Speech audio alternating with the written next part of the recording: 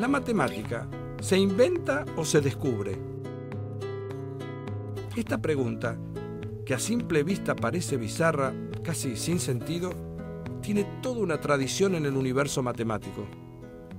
Como en tantas otras disciplinas, la biblioteca está dividida entre quienes reivindican el carácter creativo de la matemática y quienes sostienen que todo estaba ahí, en la naturaleza.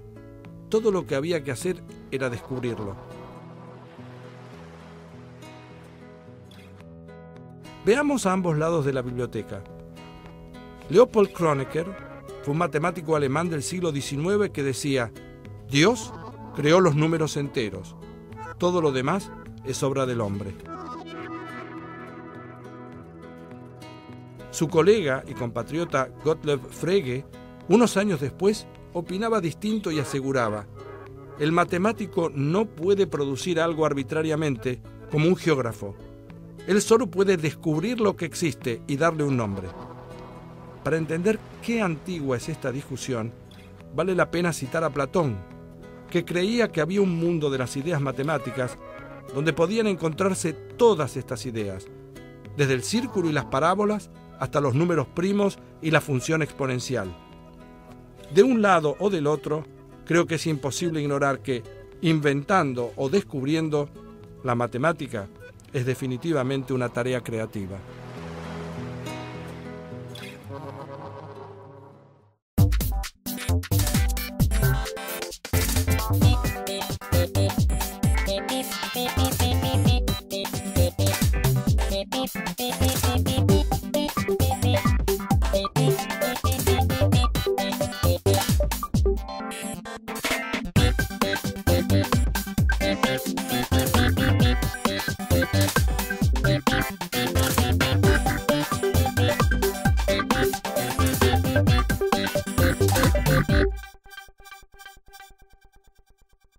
Usted escuchó hablar de las palabras crecimiento exponencial.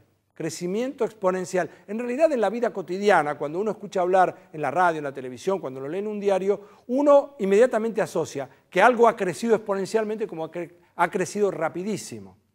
Entonces, lo que yo quiero hacer ahora es plantearles un problema de manera tal de que se puedan imaginar qué es lo que entendemos los matemáticos por crecimiento exponencial. Supongamos que una compañía necesita desarrollar un cierto trabajo y para eso contrata una consultora que busque dos presupuestos y en función de los dos presupuestos tomar una decisión sobre lo que convendría hacer. Y esto es lo que pasa.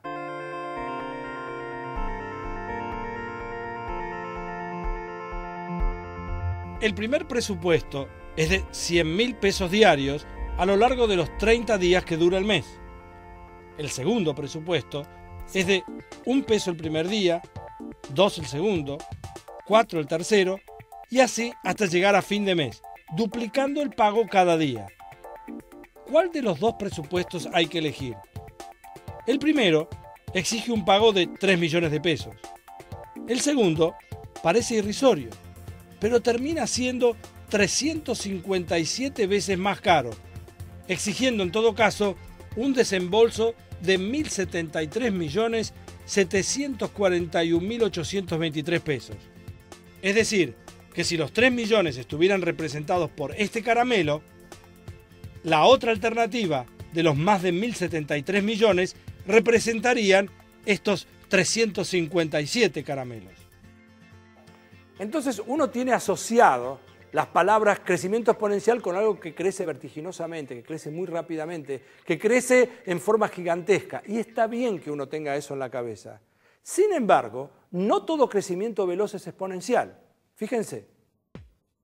El crecimiento exponencial no tiene que ver con que estemos manejando números grandes, sino con cómo va creciendo una magnitud a lo largo del tiempo. Lo importante es que a intervalos iguales de tiempo, siempre crece no en una cantidad fija, sino en un porcentaje fijo, es decir, multiplicado por un factor constante. En el ejemplo del consultor, cada día cobraba el doble que el día anterior, es decir, el factor es 2. Entonces, el crecimiento exponencial lo que hace es que uno empieza con un término y el siguiente lo obtiene multiplicando por un número. Y el siguiente lo multiplica por el mismo número y después por el mismo número. Es decir, 1, 2, 2 por 2, 4, 4 por 2, 8, 8 por 2, 16, 16 por 2, 32.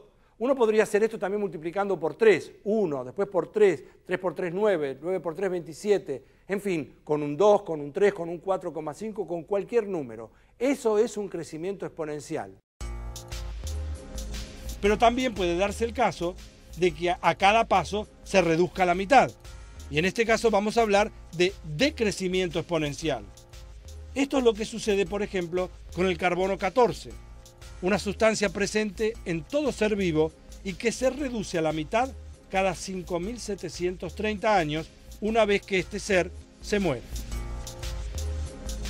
Si encuentran un fósil que tiene la mitad de carbono 14 de lo que se esperaría si estuviera vivo, saben que esa criatura murió hace 5.730 años.